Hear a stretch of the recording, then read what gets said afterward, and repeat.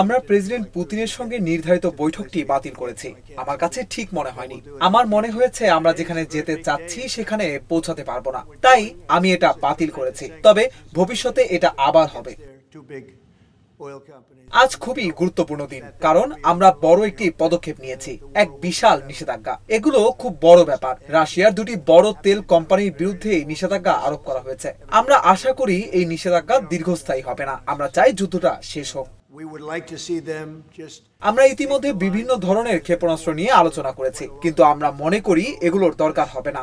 আমরা চাই তারা তাদের সীমারেখায় ফিরে যাক। গত সপ্তাহে প্রায় ৮,০০০ সৈন্য মারা গেছে। সেই তালিকায় অনেক রাশিয়ান ও ইউক্রেনিয়ান ছিল। এটা মেনে নেওয়ার মতো না। আমরা চাই এই যুদ্ধ শেষ হোক। আমি জানি না এই নিষেধাজ্ঞা পুতিনকে আলোচনার টেবিলে আনবে কিনা, তবে আমি মনে করি এর প্রভাব পড়বে। এগুলো তেল কোম্পানিগুলোর ওপর বিশাল নিষেধাজ্ঞা। বিশ্বের সবচেয়ে বড় দুই তেল কোম্পানি, যেগুলো রাশিয়ার, তারা বিপুল পরিমাণ তেল বাণিজ্য করে। আশা করি এতে পুতিন এবং জেলেনস্কি যুক্তিসঙ্গত হবেন। আমরা দেখব কি হয়।